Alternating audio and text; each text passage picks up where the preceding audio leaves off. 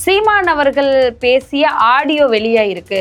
சாட்டை துரைமுருகன் தான் இதில் நம்ம சொல்லணும். ஒருத்தர் பேசுறது வந்து ஆதங்கத்தில் பேசலாம், கோபத்தில் பேசலாம், வெறுப்பில் பேசலாம், விரக்தியில் பேசலாம். அந்த டைமில் பேசுறது தான்.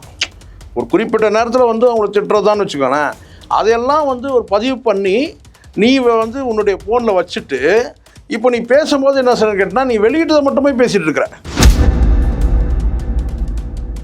சாட்டை துரைமுருகனுடைய அந்த ஒரு காணொலியில் அவர் என்ன சொல்கிறாருன்னா, இதை வந்து வெளியிடுறது நாகரிகமா, நியாயமா, தர்மமா, நாளைக்கு நீங்கள் வந்து பார்த்தீங்கன்னா எதிர்கட்சியாக இருப்பீங்க, அன்றைக்கி நாங்கள் வந்து உங்களுடைய பேசுறதை வெளியிடலாமா, இதெல்லாம் சொல்கிறாரே தவிர அவர் ஒப்புதல் வாக்குமூலம் தான் என்னன்னு கேட்டால் இதெல்லாம் வந்து பதிவு பண்ணி நான் என்னுடைய ஃபோனில் வச்சுருந்தேன் அப்படின்னு சொல்கிற பொருளாகிடுது இல்லை. சாட்டை துரைமுருகனால சீமானுக்கு பெரிய சிக்கல் இருக்கு. இதை விட பெரிய சிக்கல் இருக்கு. இப்போ சொல்றேன், இன்னும் இருக்குன்னு சொல்றீங்க. இதை விட பெரிய சிக்கல் இருக்கு. வந்து திமுக தரப்புலையும் போலீஸ் தரப்புலையும் குற்றம் சாட்டுற சாட்டை துரைமுருகன் வந்து ஏன் வந்து திருச்சி சூர்யா பக்கமும் வந்து பார்த்தீங்கன்னா வந்து அண்ணாமலை பக்கம் போகவே இல்லை. நீங்கள் சொன்ன மாதிரி காவல்துறை இவங்ககிட்ட வந்து செல்லை பிடிங்கிட்டாங்க, ஏதோ சாஃப்ட்வேர் யூஸ் பண்ணாங்க, அது அப்படியே வந்து பார்த்தீங்கன்னா வந்து டவுன்லோட், இது எவ்வளோ சொல்கிறீங்கல்ல, நீங்கள் ஏன் சார் வச்சுருந்தீங்க? ரொம்ப வளர்த்து எடுத்து வந்து சீமான் காலில் போடுறதே வேலை பல தடவை சொல்லியிருக்கிறேன் நான். அவன் ஆபத்து, நீங்கள் கோடாரி கம்பு பக்கத்தில் மடியிலே வச்சுட்டு இருக்கீங்க, என்னைக்காவது ஒரு சிக்கல் வரும்னா இங்கே இருக்க எல்லாரும் கேள்வி கேட்டுருப்போம் கமெண்ட்டில் வந்து. உனக்கு சீமான் சாட்டைக்கு என்னதான் பிரச்சனை, எனக்கு என்னடா பிரச்சனை? சரி, இதுக்கு மேல சாட்டை துரைமுருகன் அவர்கள் நம்புவாரா சீமான்? நம்ப போட்டோம். கட்சி போயிடுச்சு இல்லம்மா, உங்களுக்கு எல்லை மாரி போயிடுச்சு. கட்சியில் இருக்க இப்போ எங்க போறதுன்னு தெரியாம இருக்கான்.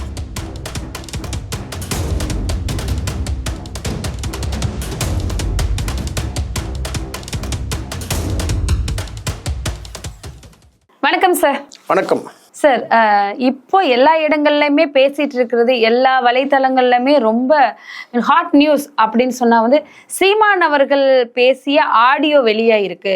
இது சீமான் அவர்கள் இப்படி பேசலாமா அப்படிங்கிற ஒரு சர்ச்சைக்குரிய விஷயமா போயிட்டு இருக்கு. அதுவும் சாட்டை துரைமுருகன் அவங்களோட போன்ல இருந்து தான் இது வெளியே வந்திருக்கு அப்படின்னும், காளியம்மாளை பத்தி சில விஷயங்கள் பேசியிருக்காரு. இன்னொருத்தர் யாரோ பேர் சொல்றாங்க, அவரை பத்தியும் சீமான் அவர்கள் தவறா பேசியிருக்கிறாரு, சீமான் அவர்கள் இப்படி பேசலாமா அப்படின்னு சொல்லி எல்லா இடங்கள்லயுமே எல்லா இடங்கள்லயுமே என்னன்னா எல்லாரோட பார்வையும் என்டிகே பக்கம் திரும்பி இருக்கு அப்படின்னு தான் சொல்லலாம் சார். இதை வச்சு அதை நீங்க எப்படி பாக்குறீங்க சார்? இது எவ்வளவு தூரத்துக்கு உண்மையா இருக்கும்? இல்லை, இது வந்து உண்மை இல்லை என்பதை வந்து யார் சொல்லணும்? சம்மந்தப்பட்டவங்க சொல்லணும். சரிங்களா? வெளியிடுறவங்க வந்து பார்த்தீங்கன்னா இந்த ஆடியோ வந்து யார் வெளியிடுறாங்களோ அவங்க என்ன உண்மைன்னு தான் சொல்லுவாங்க. அதை மறுக்கிற இடத்துல யார் இருக்கிறாங்கன்னு கேட்டால் அந்த வீடியோவில் யார் பேசுகிறாங்க அவங்க மறுக்கணும். ஆனால் இது வரைக்கும் மறுக்கலை. அப்போது பேசுனது உண்மை தான்.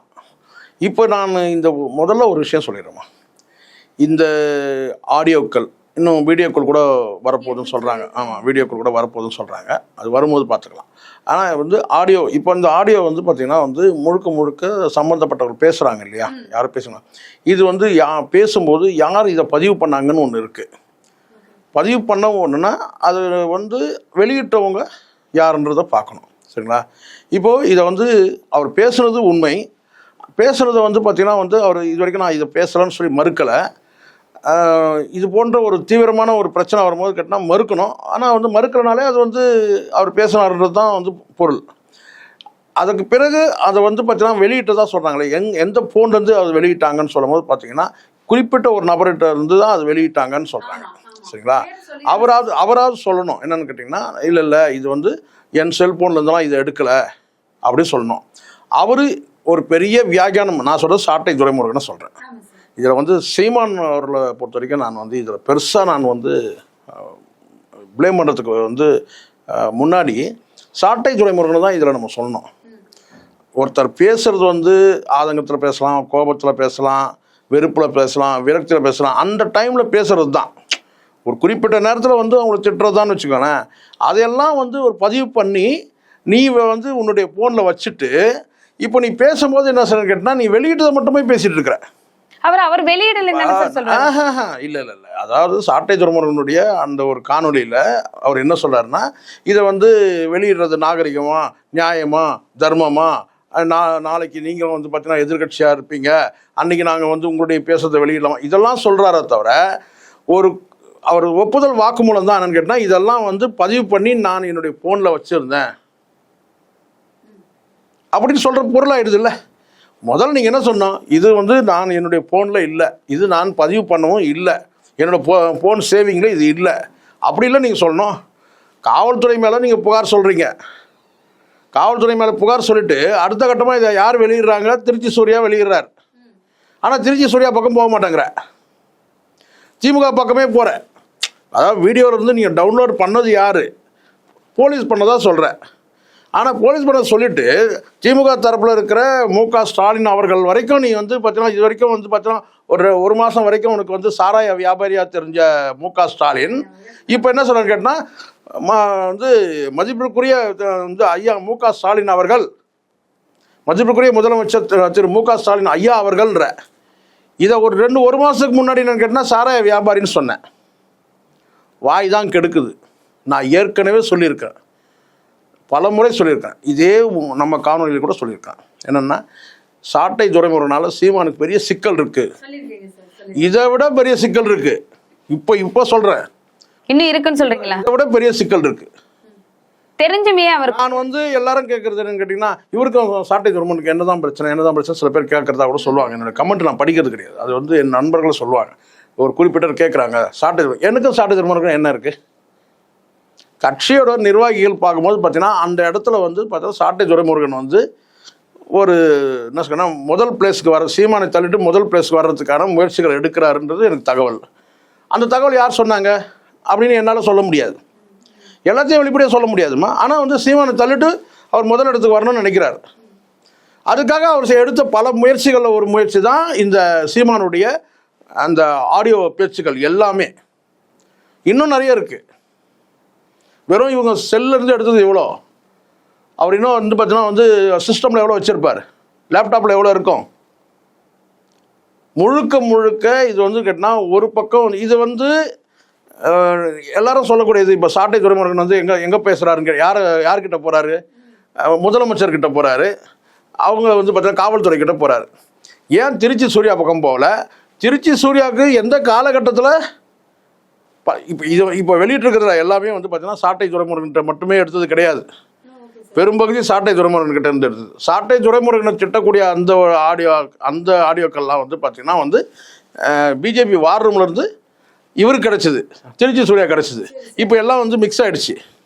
ஸோ இப்போ இந்த நேரத்தில் இதெல்லாம் எடுத்து இப்போ நான் கேட்குறேன், உங்களுக்கு ஏன் வந்து திமுக தரப்புலையும் போலீஸ் தரப்புலையும் குற்றம் சாட்டுற சாட்டை துறைமுருகன் வந்து ஏன் வந்து திருச்சி சூர்யா பக்கமும் வந்து பார்த்தீங்கன்னா வந்து அண்ணாமலை பக்கம் போகவே இல்லை? புரியுதுங்களா உங்களுக்கு? ஏன்னா இதை விட வீடியோ விவகாரம்லாம் இருக்குது, வீடியோலாம் இருக்குன்னு தான் தகவல் சொல்கிறாங்க. ஆமாம், அதுவும் வரும்ன்றாங்க. இதில் ரொம்ப எனக்கு வருத்தமான விஷயம். இதை நான் வந்து தயவு செஞ்சு இதை நான் பதிவு பண்ணுறேன். பிரபலமான பேர் சொல்கிறேன், உங்களுக்கு கஷ்டமாக இருக்கும், உங்களுக்கு உங்கள் மீடியாவுக்கு பிரச்சனை இருக்கும். ஒரு பிரபலமான ஒரு அரசியல் விமர்சகர், அரசியல் கணக்கியல் நிபுணர், வியூக அமைப்பாளர், தமிழ்நாட்டில் வந்து அரசியல் அப்படியே கரைச்சி குடித்தவர், அவர் சொன்னது என்னன்னு கேட்டிங்கன்னா வந்து சீமானுடைய வளர்ச்சி அப்படியே ஜம்ப் ஆகி அப்படியே எகிரிடுவாருன்னார். ஆனால் இன்னொரு பக்கம் அண்ணாமலை பிராண்டுன்னு சொன்னார். இது எப்போ சொல்கிறாரு கேட்டால், அண்ணாமலை எப்போ சொல்கிறார் நல்லா கனெக்ட் பண்ணி பாருங்கள். அண்ணாமலை வந்து 2024 வந்து பார்த்தீங்கன்னா ஒரு கட்சியே இருக்காதுன்னு பேசுகிறாரு. எந்த தைரியத்தில் பேசுகிறாருன்னா இந்த ஆடியோ வீடியோ இருக்கிறதுனால தான் அதை வச்சு தான் அவர் சொல்கிறார் 2024 நாம் தமிழர் கட்சியே இருக்காதுன்னு பேசுகிறார். அந்த காலகட்டத்தில் தான் இந்த அரசியல் விமர்சகர், அரசியல் வியூக அமைப்பாளர், கணக்கியல் நிபுணர், புள்ளி விவர மேதை என்ன சொல்கிறாருன்னா அண்ணாமலை பிராண்டு, மோடி மாதிரி அண்ணாமலை பிராண்டு. அப்போ அவர் சொல்கிறாரு, என்னைக்கு அண்ணாமலை பிராண்டுன்னு சொன்னாரோ சரிங்களா, அண்ணாமலை அன்னைக்கு தான் அவர் சொல்கிறாரு. என்ன சொல்கிறாருன்னு கேட்டிங்கன்னா 2024 நாம் தமிழர் கட்சியே இருக்காதுன்னு பேசுகிறார். இப்போ அது எதை வச்சு பேசுகிறாரு எல்லாருக்கும் ஒரு கேள்வி இருந்துச்சு. எப்படிங்க அவர் ஈஸியாக போகிற போக்கில் சொல்கிறாரு? இவ்வளோ விஷயம் இருக்குது, ஆடியோ வீடியோ எல்லாமே இருக்குது. இதில் எந்த இடத்துல திமுகவோ அல்லது வந்து பார்த்தீங்கன்னா இங்கே வந்து காவல்துறையோ நீங்கள் சொல்கிறீங்க, நீங்கள் சொல்கிற மாதிரி வந்து செல்ஃபோனை நீங்கள் கொடுத்துறீங்க, பாஸ்வேர்டு ஓப்பன் பண்ணால் தானே சார் நீங்கள் வந்து செல்லு உங்களுக்கு வந்து ஓப்பன் ஆகும். சரி அப்படியே கூட இருக்கட்டும் சார், நீங்கள் சொன்ன மாதிரி காவல்துறை உங்ககிட்ட இருந்து செல்லை பிடிங்கிட்டாங்க, உங்ககிட்ட இருக்கிற எல்லாத்தையும் ரெக்கார்டெல்லாம் வந்து பார்த்தீங்கன்னா வந்து இவர் சொல்கிறார் என்னன்னு கேட்டிங்கன்னா அப்படியே டவுன்லோட் பண்ணி எடுத்துட்டாங்க, அப்படியே ஏதோ சாஃப்ட்வேரை யூஸ் பண்ணாங்க, அது அப்படியே வந்து பார்த்தீங்கன்னா வந்து டவுன்லோட், இது எவ்வளோ சொல்கிறீங்கல்ல, நீங்கள் ஏன் சார் வச்சுருந்தீங்க? இந்த ஃபோன் இருக்குது, வீசி அடிக்கிறது, ஓப்பன் பண்ணி கொடுக்குறேன், பாஸ்வேர்ட் வச்சு ஓப்பன் பண்ணி கொடுக்குறேன், நீங்கள் என்ன வேணாலும் எடுத்துக்கலாம். இதில் எவ்வளோ ஏன் இந்த ரகசியங்களை போட்டு இதில் வைக்கணும்? பேசுகிறதுக்கு இருக்குது, அவ்வளோதான். இதில் நீங்கள் என்ன செய்றீங்கன்னா, நீங்கள் வந்து ஒரு ரகசியங்களை நீங்கள் சேர்த்து வைக்கிறீங்களா? ஏன் சேர்த்து வச்சிங்க? சேர்த்து வச்சனால இவ்வளோ தொல்லை. ஒருத்தர் பேசுறதுமா, நான் மீண்டும் நான் சொல்கிறேன், ஒருவர் பேசுவதை இன்னொருத்தர் வந்து ரெக்கார்ட் பண்ணுறது, அவங்களுக்கு தெரியாமல் ரெக்கார்ட் பண்ணுறாங்க பார்த்தீங்களா, அதுவே தவறு. சரி, இப்பெல்லாம் நிறைய போன்ல ரெக்கார்ட் பண்ணாலே இல்லம்மா, எதுக்கு ரெக்கார்டிங் ஆப்ஷன் எதுக்கு இருக்குன்னா, ஒரு இன்வெஸ்டிகேஷன் பண்றீங்க, அங்க வந்து உங்களுக்கு ரெக்கார்டிங் தேவைப்பட்டா அதை பண்ணிக்கலாம். இல்ல ஏதாவது ஒரு குறிப்பிட்ட ஒரு டாக்குமெண்ட் வந்து நீங்க வந்து பாத்தீங்கன்னா ஒரு ஆவணமா நீங்க ஒரு காட்சி பதிவோ ஏதோ ஒன்று பண்றீங்கன்னா அதை வந்து நீங்க வந்து சேவ் பண்ணி வச்சுக்கலாம், ரெக்கார்ட் பண்ணி வச்சுக்கலாம். இன்னொருத்தர் பேசுறது வந்து பாத்தீங்கன்னா நீங்க ரெக்கார்ட் பண்ணுங்கன்னு அவங்களுடைய அனுமதி கொடுக்கும்போது அதை நீங்க ரெக்கார்ட் பண்ணலாம். ஆனால் ஒருத்தருடைய அனுமதி இல்லாமல் ஒருத்தர்கிட்ட நம்ம பேசுகிறோம், அவங்களுடைய கண்ணீரை நம்மக்கிட்ட பகிர்ந்துக்கிறாங்க, இல்லை நம்மளுடைய கஷ்டங்களை நம்ம வந்து சொல்கிறோம், இதை வந்து நீங்கள் வந்து கேவலமாக இல்லடா இது பழப்பு. நீ ரெக்கார்ட் பண்ணது முதல் தப்பு, சாட்டை துறைமுறைன்னு சொல்கிறேன், நீ முதல்ல ரெக்கார்ட் பண்ணது தப்பு. அவர் ரெக்கார்ட் பண்ணதே ஒத்துக்க மாட்டாரு. அதுதானங்க இப்போ நீ எடுத்ததை பற்றி தான் நீ பேசிட்டு இருக்கிற. காவல்துறையிலேருந்து இதை எடுத்துட்டாங்க, என் செல்ஃபோனை பிடிங்கிட்டாங்க, அதில் வந்து அவங்க வந்து சாஃப்ட்வேர் யூஸ் பண்ணி அதை எடுத்துட்டாங்க, இதை எடுத்துட்டாங்க. நீ எதுக்கு இதை சேவ் பண்ண? குப்பையெல்லாம் சேவ் பண்ணி வச்சுருக்கிறான். குப்பை தானேம்மா இது. ஒரு கட்சியோட தலைவர் அவர் வந்து ஒரு கெட்ட வார்த்தைகள் பேசக்கூடாது தான், அவர் பேசுகிறார், பேசக்கூடாது ஆனால் பேசுகிறார், அவருடைய இயல்பு பேசுகிறார், சரிங்களா? ஆனால் அதை நீ ரெக்கார்ட் பண்ணுறேன்னா அப்போ உன்னுடைய நோக்கம் என்ன? அதை ரெக்கார்ட் பண்ணி என்ன பண்ண போகிற? ரெக்கார்ட் பண்ண அந்த ஃபோனுக்கே மரியாதை, ஐஃபோன் அதில் வேறு, அந்த ஐஃபோனுக்கே ஒரு மரியாதைலாம் போச்சு. அந்த ஐஃபோனுக்கு வாய் இருந்தால் சிரிக்கும். ஏன்னா எதை தாண்டா ரெக்கார்ட் பண்ணுறது?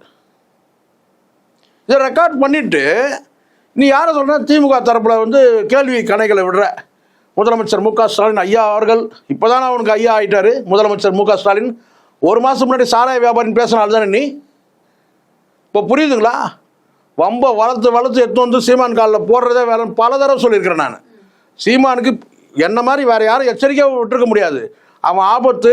நீங்கள் கோடாரி கம்பு பக்கத்தில் மடியிலே வச்சுட்டு இருக்கீங்க, என்னைக்காவது ஒரு சிக்கல் வரும்னா இங்கே இருக்க எல்லாரும் கேள்வி கேட்டிருப்பான் கமெண்ட்டில் வந்து. உனக்கும் சீமான சாட்டைக்கு என்னதான் பிரச்சனை? எனக்கு என்னடா பிரச்சனை? கட்சி நல்ல கட்சி, தொண்டர்கள் அற்புதமான தொண்டர்கள், அற்புதமான தொண்டர்கள். எந்த கட்சியிலும் இந்த மாதிரியான தொண்டர்கள் இருக்க மாட்டாங்க, இவ்வளோ ஒரு உணர்வுபூர்வமான தொண்டர்கள் இருக்க மாட்டாங்க. சிங்கிள் டீ குடிக்காமல் வந்து 10 காசு வாங்காமல் உழைக்கிறவனுங்க கட்சிக்காக. நாசம் பண்ணிட்டீங்களா கட்சியை? கட்சியை நாசம் பண்ணிட்டீங்கல்ல. நீங்கள் நாசமாகிறத பற்றி கவலையே இல்லை. இங்கே சாட்டை துறைமுருகன் நாசமாகிறத பற்றி, சீமான் நாசமாகிறத பற்றி இங்கே கவலை கிடையாது. ஆனால் ஒரு இயக்கம் எத்தனை பேர் ரத்தம் வேர்வை இருக்கு தெரியுமா? நான் பல முறை சொல்லியிருக்கிறேன். குறிப்பிட்ட எல்லாரோட நம்பிக்கையிலும் ஒரு இப்போ நான் கேட்குறேன் வந்து சீமானுடைய உழைப்பு மட்டும் தான் இருக்காங்க. காளியம்மாள் எனக்கு தெரிஞ்ச நபரை சொல்கிறேன், இடும்பவனம் கார்த்திக், இன்னும் இருக்கிற வந்து களஞ்சியம் உழைப்புலாம் நான் நேருக்கு நேர் பார்த்துருக்குறேன். நேருக்கு நேர் நான் ஈரோடு வந்து தேர்தலில் நான் பார்த்துருக்கேன். என்ன பொல்லாத வந்து நீங்கள் பணம் கொடுத்துட்ருப்பீங்க. நான் கேட்குறேன், பிரச்சாரத்துக்கு போயிருந்தா கூட ஒரு வேலை சோறை போட்டிருப்பீங்க, இல்லை 1000 மட்டும். ஆனால் அந்த உழைப்பு எவ்வளோ மதிப்பு இருக்குது தெரியுங்களா? இப்படி ரத்தமும் வேர்வையும் சிந்தி வந்து ஒரு கட்சியை கொண்டு வந்தாக்க வந்து பார்த்தீங்கன்னா ஆடியோ வீடியோ வந்து அப்புறம் ரொம்ப கோவம் வருது எனக்கு. அசிங்கமால இதெல்லாமா ஒரு பொழப்பு? இதெல்லாம் வந்து பேசுறதெல்லாம் ரெக்கார்டு எடுத்துக்கிட்டு இதை இன்னொருத்தன் வந்து எடுத்து வந்து பார்த்தீங்கன்னா அதை கொடுத்துட்ருப்பான். அவங்ககிட்ட போக மாட்டேன். திருச்சி சூர்யா கிட்ட நீ பாஞ்சிருக்கணும். சரி, இதுக்கு மேல சாட்டை துரைமுருகன் அவர்கள் நம்புவாரா சீமான் அவர்? நம்ப போட்டோம். கட்சி போயிடுச்சு இல்லம்மா உங்களுக்கு, எல்லை மாரி போயிடுச்சு.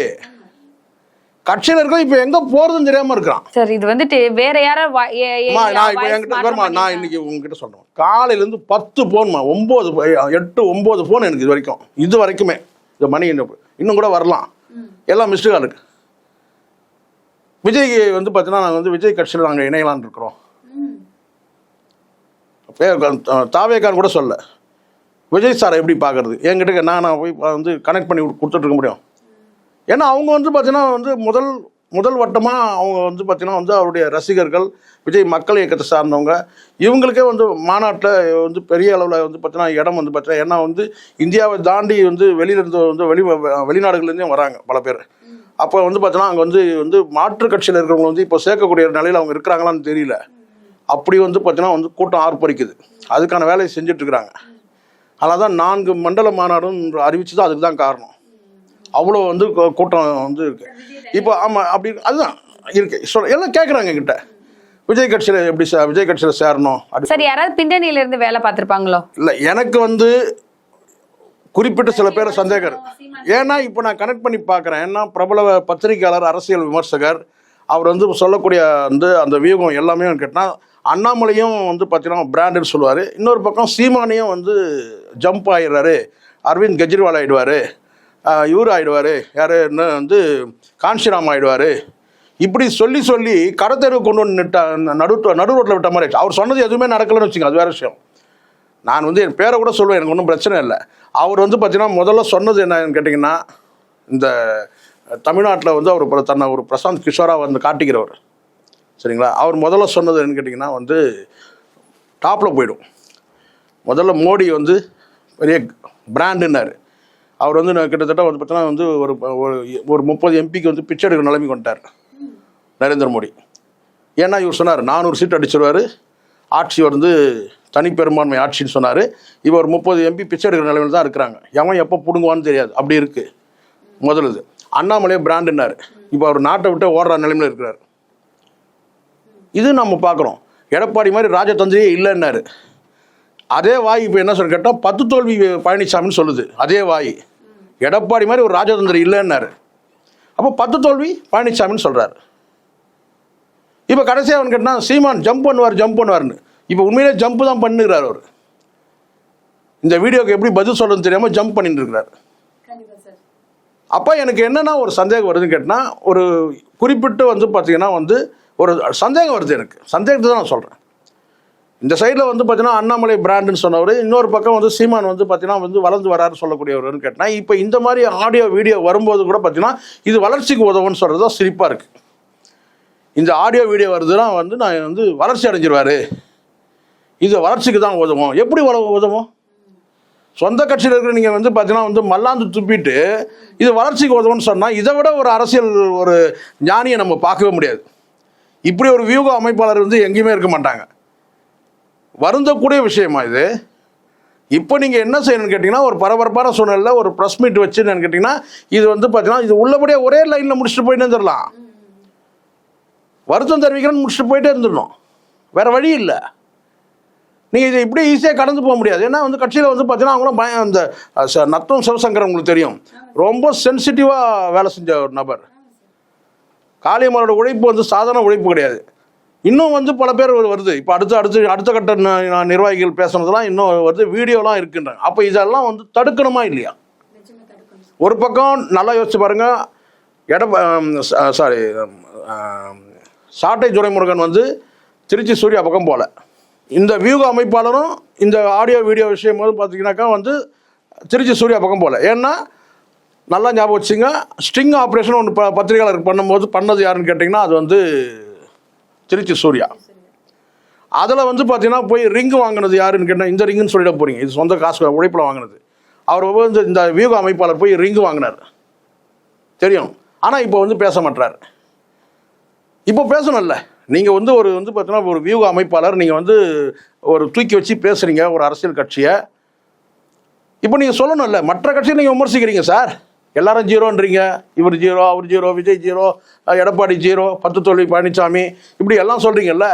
நீங்கள் தூக்கி வச்சுற பேசுனால தானே அண்ணாமலை, நீங்கள் தூக்கி வச்சு பேசுனவர் தானே வந்து சீமான். இப்போ ஒரு பிரச்சனை வரும்போது பேசணும்ல. நீங்கள் திருச்சி சூர்யாவை பற்றி பேசுறதுக்கு பயப்படுறாங்க. ஏன் பயப்படுறாங்க? சீமான் வந்து பயப்பட்டோம், சாட்டை துரைமுருகன் பயப்பட்டோம். ஏன்னா அவர்கிட்ட ஆடியோ வீடியோ இருக்குன்னு. இந்த வியூக அமைப்பாளர் ஏன் பேச மாட்டேங்கிறாரு? ஏன்னா வியூக அமைப்பாளர் அங்கே சிக்கி இருக்கிறாரு. நான் சொல்றது புரியுதுங்களா? இப்போ கனெக்ட் பண்ணி பாருங்க. நீங்கள் 2024 கட்சியை ஒழிச்சிருவேன்றாரு, கட்சி இருக்காதுன்னு பேசினவர். இப்போ 2024 நடக்குது, இன்னும் எவ்வளோ மாதம் இருக்குது? கிட்டத்தட்ட 5 மாதம் இருக்குது இன்னும். அப்போ இதுக்கு பின்னணி யார் இருக்கிறாங்க? ஒரு பக்கம் நீங்கள் வந்து அரவிந்த் கெஜ்ரிவால், நீங்கள் காஞ்சிராமன், நீங்கள் ஒரு பக்கம் இப்போ அப்படியே வச்சுட்டு எந்த பக்கம் போக விடாமல், இல்லைனா அவர் 2021 போயிருப்பார். இவர் பேச்சை கேட்டு தான் அவர் வந்து போகலை சீமான். அட்லீஸ்ட் 24 வந்து போயிருப்பார். இவர் வியூக அமைப்பாளரால் தான் அவர் வந்து போகவே இல்லை. கடைசியில் இப்போ எங்கே வந்துன்னு கேட்டால் கட்சியை வந்து ஒழிச்சு கட்டுற நிலைமைக்கு ஆயிடுச்சு. இப்போ கட்சி இல்லை, இப்போ ஆட்டங்கண்டு இருக்குது. அடுத்தடுத்து இன்னும் வீடியோ ஆடியோ வந்துட்டு இருக்குது. அப்போ இப்போ நீங்கள் பேசணும்ல. அப்புறம் நீங்கள் என்ன வியூக அமைப்பாளர்? அப்புறம் நீங்கள் என்ன இன்னொரு 10 கட்சியை போய் சொல்கிறது? எல்லா கட்சியும் சொல்கிறீங்கல்ல, எல்லா கட்சியும் சொல்கிறீங்க. ஆனால் எக்ஸப்ட் பிஜேபி, இங்கே ரூலிங்கில் இருக்கிற டிஎம்கே. அப்போ உங்களுடைய நோக்கம் என்ன? நீங்கள் நாம் தமிழர் வந்து அதனால தான் நான் சொல்கிறேன், நீங்கள் வந்து ஐடியாலஜி உங்களுக்கு வந்து பிஜேபி, வியூஸுக்கு வந்து பார்த்தீங்கன்னா வந்து சீமான், வியூஸுக்கு மட்டும் யூஸ் பண்ணிக்கிறீங்க, அவ்வளோதான். இதில் தொடர்ந்து என்ன நடக்குதுன்னு காத்திருந்து பார்க்கலாம். இதுக்கப்புறம் நீங்கள் சொல்கிற மாதிரி நிறைய வீடியோக்கள், நிறைய பேரை பற்றின பேசி ஆடியோக்கள் எதுவும் வெளியே வருதா, இதுல தெளிவாக தெரிஞ்சிடும். ஆனால் கட்சியை உடைப்பதற்காக பின்னணியிலேருந்து யாரும் வேலை பார்க்குறாங்களா? பின்னணியிலேருந்து வேலை பார்க்குறவங்க நான் சொல்கிறேம்மா, இதில் நீங்கள் காவல்துறையோ திமுகவெல்லாம் நீங்கள் வந்து ஒரு காரணமாக நீங்கள் சொல்லிக்கலாம். ஆனால் உண்மையான காரணம் இன்னும் ஒரு படி மேலேயே நான் சொல்கிறேன். சாட்டை துரைமுருகன் கிட்ட இந்த ஆடியோ வீடியோ வந்து இருக்குதுன்றத வந்து யார் வந்து பார்த்தீங்கன்னா வந்து காவல்துறைக்கு சொல்லியிருப்பாங்க? இப்படி கேட்குறேன் நான். சொன்ன பிறகுதானே இந்த கைது நடவடிக்கை வருது. அதுக்கப்புறம் தான் செல்போனை பறிக்கிறாங்க. அப்போ அதை தான் நான் கேட்குறேன். அது யார்? அந்த கருப்பாடு யார்? சீக்கிரமா விரைவில் மாட்டுவாங்க சார். திமுக தரப்புல இருந்து இது வந்து அவங்களுக்கு வந்து பார்த்தீங்கன்னா அரசு தரப்புலையோ, திமுக அரசு தரப்புலையோ அல்லது காவல்துறை தரப்புக்கோ வந்து இந்த தகவலை தெரிவிச்சுதார். நீங்க சொன்ன மாதிரி எடுத்துப்போம். ஆமா, திமுக அரசு தான் இது நடவடிக்கை எடுத்தது, காவல்துறை தான் நடவடிக்கை எடுத்தது. ஆனால் அவங்களுக்கு தகவல் சொல்லப்பட்டது எப்படி? இவ்வளோ ஆடியோ வீடியோ விவகாரம் விஷயம் இருக்குன்றத சொன்னது யார்? எதுக்காக இவர் எடுத்தார்? சாட்டை துரைமுருகன் எதுக்காக எடுத்தார்? அப்போ இந்த தலைமைக்கு என்னைக்காவது வந்து நமக்கு இது பயன்படும், அதுக்காக நீ வந்து அந்த குப்பைகளை சேர்த்து வச்சிருக்க. சீமான் துப்புனது கூட இருக்கு அதுல. இல்ல சார், ஆரம்பத்துல இருந்து நீங்க சொன்னது மாதிரி கூட இருந்து சாட்டை துரைமுருகன் அவர்கள் நிறைய வேலை இந்த மாதிரி பண்ணிட்டு தான் சதி வேலை பண்ணாங்க. அந்த சதி வேலைக்கு துணை இருந்தது யார்? அண்ணாமலை பிராண்ட் சொன்னவர் யார்? அண்ணாமலை பிராண்ட் சொன்னவர் பிரபல பத்திரிகையாளர், அரசியல் வியூக அமைப்பாளர். அவர் தான் வந்து பார்த்தீங்கன்னா அண்ணாமலை பிராண்டு. சீமான் வந்து காஞ்சிராம், சீமான் வந்து அரவிந்த் கெஜ்ரிவால், சீமான் வந்து ஜம்ப் ஆயிடுவார். இப்படி சொல்லி வந்து பார்த்தீங்கன்னா ஒருத்தர் நாடை விட்டு ஓடுற மாதிரி பண்ணிட்டாரு, ஒருத்தர் வந்து பார்த்தீங்கன்னா உள்நாட்டையே முடங்குற மாதிரி பண்ணிட்டாரு. அந்த வியூக அமைப்பாளர் மிகப்பெரிய சதி இருக்குன்னு சொல்றேன் நான். இதுல என்ன இருக்குங்கிறத காத்திருந்து பார்க்கலாம். தொடர்ந்து பேசலாம். நன்றி.